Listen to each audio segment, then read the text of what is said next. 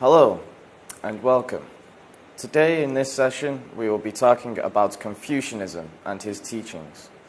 So who here can tell me about Confucianism?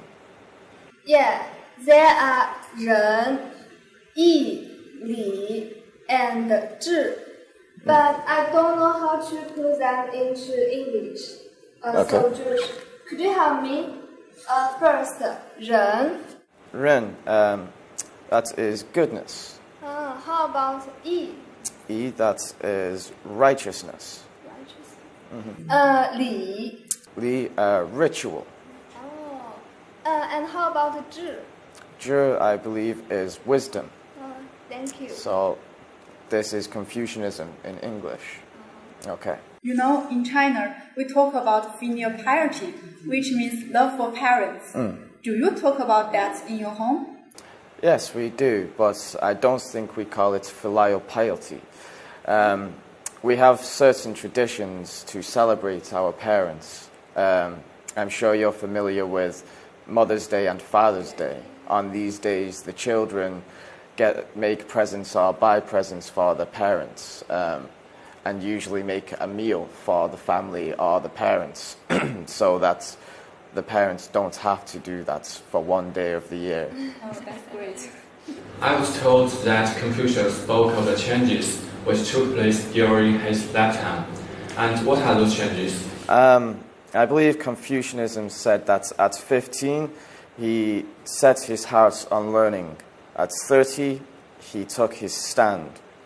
At 40, he had no doubts. At 50, he was conscious of the decrees of heaven. At 60, he was already obedient to these decrees. And at 70, he followed his heart's desire without overstepping the boundaries within. I think the changes represent the stages through which Confucius passed. So, Josh, I want to ask, in Western countries, what do people do at the main stages of their lifetime mentioned above? Okay, I don't think they're so philosophical in the ways that they think. But generally, we have childhood where we go to school, teenage years where we continue to study and start to decide what we are going to do with our life. We have early adulthood where we focus on making what we want come to reality.